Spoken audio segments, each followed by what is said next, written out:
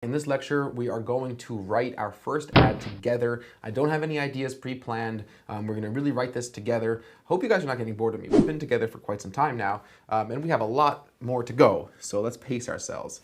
Anyway, here we are back in the Google Ads interface. So the final URL is going to be the URL that we want people to actually go to, not the display URL. So I'm going to go back to Poppin, and because this ad group, if you remember, is not a specific ad group, it's the general office chair ad group, I'm just going to take the top line office chair page. So I don't want them to go to the active seating page. Just click up here. I want them to go to this page where they can then self-select the type of office chair that they want. So I'm going to copy this URL, bring it in here, select all, paste, and I'm getting a warning. Oh, right, it has to be HTTPS. So we're going to do add HTTPS over there, and we're going to go and write some headlines. So I want to incorporate all the different things we've spoken about, but of course I can't put everything into one ad. So my headline one, let's think about price. I think that this is an industry, and of course that I haven't done real research, and we would do real research, and you have to do your research, and you have to know your products. But I think office chairs have a huge range of price. And if somebody's just searching for a generic office chair, they might be looking for an office chair that's $70. They might be looking to spend $5,000 on an office chair, right? So I want to first convey the price range we're in, and I also want to convey legitimacy. So I'm going to try to use that registered trademark. I'm going to be Poppin. Option R, office chairs, title case, from $2.99. No, we're 33 characters out of 30, and let's see, I could take 2 out by taking out these spaces. Ooh, I could take out my registered symbol. I think I'm going to have to do that. I think I'll have to take out, because I don't see what else I can cut. Poppin office chairs from $2.99. All right, so we'll have to go like this, 30 out of 30, Poppin office chairs from $2.99. And also, one more good piece of advice, and I hate it when I see people do this. Don't leave out space that Google's giving you. Yeah, if you get 20 characters, 25, that's fine, of course, but don't have a headline with 10 characters. Don't have a description with 30 characters. It irks me so much when I see people just giving up free real estate that Google's offering. Poppin office chairs from $2.99. So that's going to help me first just tell people what price range we're in. You know, we're starting at $2.99. So if you're looking for a $50 task chair or a folding chair or whatever it is, that's not us, okay? Minimum $300. Headline 2, what makes Poppin unique? What makes them stand out? And I think it's they're very vibrant with their colors. They're very color coordinated as a company. If you do take a minute to check out your site, you'll see that that's a big theme. They match their desk accessories to their chairs, to their desks. It's a really sort of cool, cohesive, artistic office chair company. So maybe we could talk about that. I think that's something which is unique that most other office products companies probably don't talk about. So I'm just going to talk out loud here. Vibrant colors that match your personality. Wow, I'm way over. 42 characters. Vibrant colors, about unique vibrant colors available. Oh, I'm 1 character over.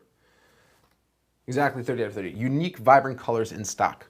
All right, so if somebody is potentially, and I think this does a couple things. It conveys the type of company we are, and it'll probably give a good prediction in the user's mind of what types of chairs they're going to see. If you're looking for more of that very corporate look, we would probably not be talking about vibrant colors. If you're looking for a more fun, modern workspace, then this is the type of headline you want to see. So I think we're doing a good job already at conveying a really strong focus and a really strong image of our brand, right? We have a certain price point.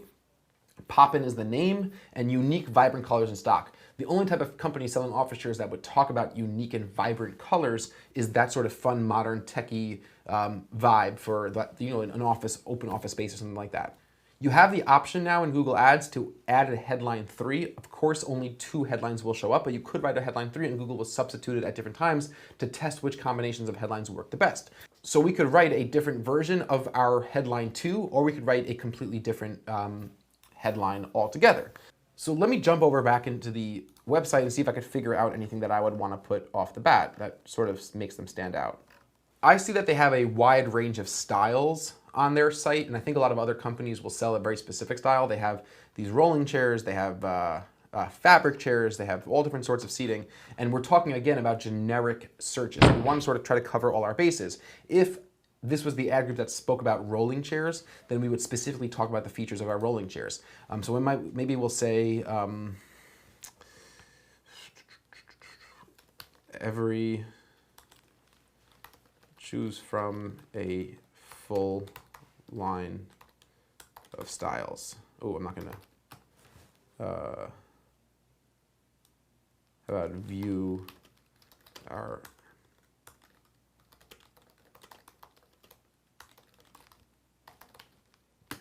full range of styles? That works. Remember, I would do more research.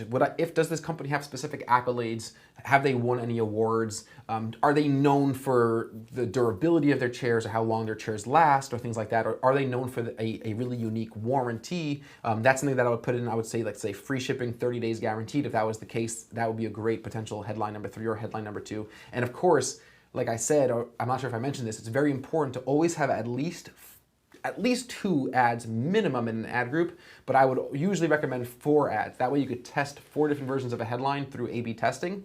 But at the very, very, very minimum, have at least 2 different ads in every single ad group. And putting in a 3rd headline does not mean that you've put in a 2nd full ad.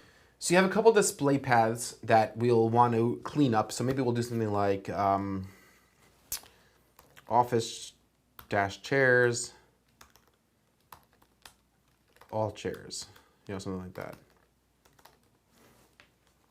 Or because this is a general, maybe we'll just say you're gonna go to poppin.com office chairs, because that's, this is the general ad group. We could leave path 2 empty. Now we have 90 characters for 2 descriptions. Let's say they have over 3,500 businesses have been using our high quality office chairs for over 20 years. And I don't have any more time for a call to action though, right? So again, we want to think about that BG5 behavioral model. I think that a person is sufficiently motivated to buy an office chair. They probably need it, but that perceived ability, like, can I afford it? Is this the type of thing that I want? Will it work for me? Is it gonna be comfortable, etc.? Those are all things that would fall under that perceived ability canopy, perceived ability camp part of the equation. So by giving legitimacy, by telling us of the high quality, by talking about our length in business, helps make a person feel that they're more likely to be satisfied with our purchase. So, but there's no specific call to action. But again, that's not necessarily, you don't necessarily have to write click me, right? I think that when you talk about these 3 concepts, quality, years in business, and the amount of clients we have that have bought from us, that's a very, very powerful ad. And again, you want to be measurable, objective, and verifiable. So 3,500 businesses, that's objective. High quality is measurable, it's verifiable. When you come to the website, we could talk about the quality. Hopefully the landing page talks about the quality of the chairs. 20 years in business, it's objective, it's specific. It's not, we're not using unsubstantiated superlatives. If I had more space, I would talk more about the specifics of the quality, because just saying high quality is a little bit unsubstantiated, but it's okay to have the website substantiate that if the website is substantiating that. Description 2, maybe it'll be a slightly different variation on the same theme. Something like join 35,000 plus customers who can't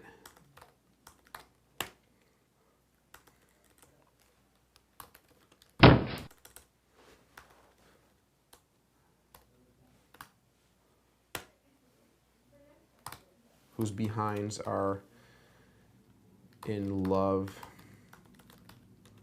with our advanced cushioning technology. All right, so this description brings in a couple different elements, right? A little bit of attitude, a little bit of humor, like our customers whose behinds are in love because of your chairs, so their butts are in love with our advanced cushioning technology. We talk about a little bit something specific about the quality, advanced cushioning technology. Again, you have that legitimacy, 35,000 plus customers, and that's a pretty good description. I think that plays nicely with these headlines. And again, the headlines are the most important factor. So I think that qualifying by price and talking about the unique, vibrant colors, which gives off that brand personality, is really important for a headline. But if I were to A/B test this ad, I would put something about our customers in the second headline, and I would run those two ads against each other, because I've written thousands and thousands of ads, and I've analyzed hundreds and hundreds of accounts. But I know enough to know that I can't predict which one will work better.